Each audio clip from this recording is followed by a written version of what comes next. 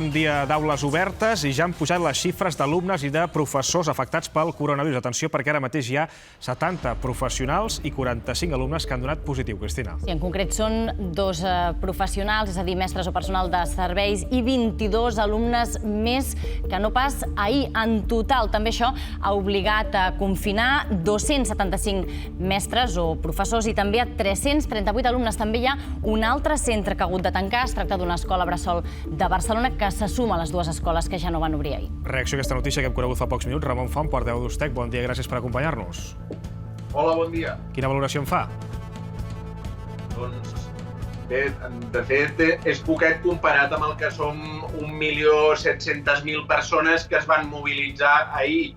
El que sí que les mesures que s'han pres sembla que siguin més per tenir a les escoles confinades. Crec que s'ha fet amb molta irresponsabilitat l'obertura d'escoles. Penseu que els pressupostos per poder fer front a la pandèmia han caigut, per exemple, en els instituts. Tenim menys diners que l'any passat quan tenim moltes més despeses de sabó, d'equips de protecció individual, per exemple, per professorat no n'hi ha. Amb l'alumnat no s'han donat instruccions específiques. Fins fa poc es deia que no havien de dur mascareta. Però penseu, els que teniu fills i filles, que és com si anessin a treballar i els equips de protecció individual són mascaretes FFP2. El que porten les mascaretes quirúrgiques i aquestes de tela que no són per protegir en cas de que no es pugui garantir la distància i no es pot garantir la distància. Ahir, amb un ràpid test amb companys i companyes en els centres, doncs ens deien que aquells vídeos que s'estaven veient feia dies, que feien broma amb l'arribada de curs, doncs pràcticament molts van passar la classe dient puja't la mascareta, etc., no? De que no hi ha prou conscienciació. I, de fet, quan s'han estat mesos dient que els infants i joves no encomanaven des de Salut, no? Que això, la consellera de Salut, convido a veure la roda de premsa del 29 de juny, que per explicar que no contractava més professorat, deia que els infants i els joves no encomanaven. Això encara es pot consultar a internet. Això és una greu irresponsabilitat que si un jove sent a la consellera de Salut que diu que no encomana, doncs ell no té per què pensar que encomana. I sembla mentida que haguem de ser els docents els que estiguem rectificant a les autoritats sanitàries. Per exemple, amb la distància, diuen distància, mans, mascaretes, i a les escoles i en els instituts no es pot mantenir la distància, no hi ha manera humana de fer-ho. Ens diuen, feu activitats a l'aire lliure, però no pot haver 1.700.000 persones alhora fent activitats a l'aire lliure. Ara tenim les finestres obertes, però d'aquí poc les haurem de tancar perquè, si no, al final ens agafarà una altra cosa que el coronavirus. Llavors, nosaltres vam fer una proposta per poder mantenir metre i mig, 2 metres, i passava sobretot per baixar ràtios. Penseu que ara són els primers dies i mobilitzar 1.700.000 persones tancades en llocs que no poden mantenir la distància, sense equips de protecció individual, això és el que ens han abocat una de les autoritats sanitàries que pitjor han gestionat la crisi del coronavirus. Penseu que, i aquí ja parlo de tot l'estat espanyol, més morts per 100.000 habitants que l'estat espanyol només tenen estats minúsculs, excepte Bèlgica, no?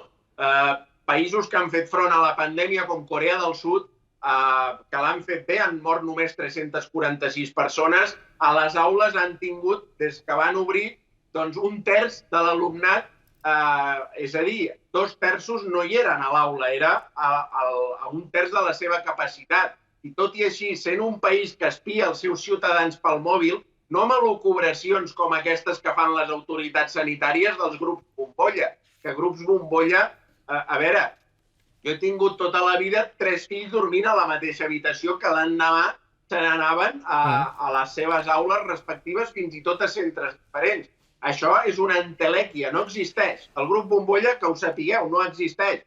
Si no ho diuen les autoritats sanitàries, ja us ho diem els docents. No hi ha grup bombolla. Llavors, el que han de fer és mantenir les distàncies i fer que les ràtios siguin més baixes i d'aquesta manera podríem minimitzar, que no dic que sigui una garantia de que no passi per sobre la pandèmia, Però això no s'està fent i no ho fan perquè no es volen gastar 1.500 milions d'euros.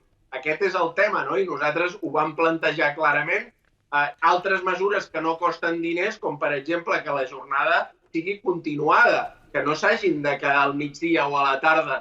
Ja fem l'escola, és que ja serà complicat mantenir-la, perquè per obrir una escola només cal un conserge.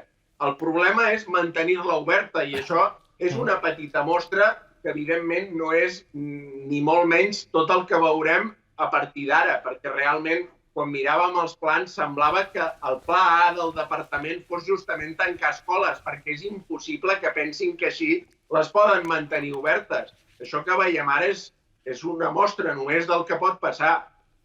Li anava a fer més preguntes, però em sembla que ja m'ho ha respost tot. Només em queda preguntar-li pels cas de centres que no tenien prou professionals. Hem conegut el cas de Granollers d'un centre que no han pogut obrir perquè no hi havia, en aquest cas, substituts. Li consta algun altre centre, alguna altra incidència d'aquest tipus?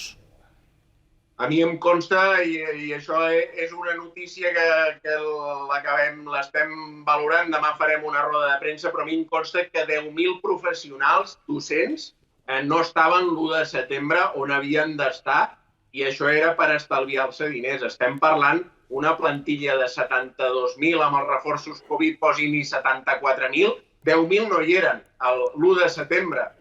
Van arribar 7.000 entre el 7 i el 9 de setembre i encara gairebé 3.000 el mateix dilluns. Llavors, estaven enviant, feia 3 mesos, informes de personal vulnerable i en alguns se'ls va comunicar dijous, abans dels 3 dies de festa del pont de la Diada, diguéssim, que dilluns no hi havien d'anar. O sigui, la mala preparació és que no puc dir improvisació, perquè tot està planificat clarament per estalviar diners, i així no es fa front a una pandèmia. O sigui, si ells tenen objectiu número 1, estalviar diners, objectiu número 2, com fem front a la pandèmia sense perdre de vista l'objectiu número 1, així no ens en sortirem. La qüestió és què necessitem i com ho paguem. Això és el que han de fer. La despesa que demanem nosaltres és un 1% dels diners que han de venir de la Unió Europea. No estem demanant allò una cosa que no es pugui assolir. I llavors, al final, sabeu quan comprem una cosa a casa que dius, hosti, això m'he volgut estalviar peles i al final em sortirà més car? Doncs aquest és un exemple claríssim de que per estalviar 1.500 milions d'euros ens pot sortir molt més car en termes de salut i en termes d'economia, també. Deia que calculen, doncs, que ja, quan van obrir les escoles, hi havia 10.000 professionals que no estaven a lloc, per tant, no van poder preparar el curs en condicions. Correcte, el departament es va estalviar el sou de 10.000 docents, però així no és la manera de fer front a la pandèmia.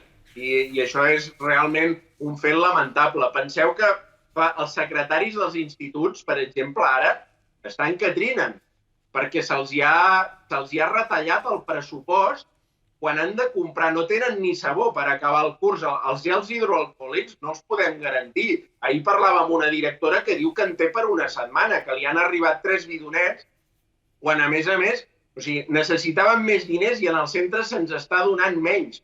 EPIs no en poden comprar, se'ls està pagant el professorat, que és conscient, perquè, clar, si la Generalitat et diu no, mira, és que tu amb una mascareta higiènica, amb la certificació UME065, que és el que ens estan donant, ja tires. Això no és un EPI i no es poden mantenir les distàncies. Ramon Font, portaveu d'Ustec, gràcies per acompanyar-nos aquest matí a Planta Baixa. D'aquí 10 minuts seran 2:15. És una notícia que hem conegut fa poques hores, que és que ara mateix hi ha 70 professionals i 45 alumnes que han donat positius.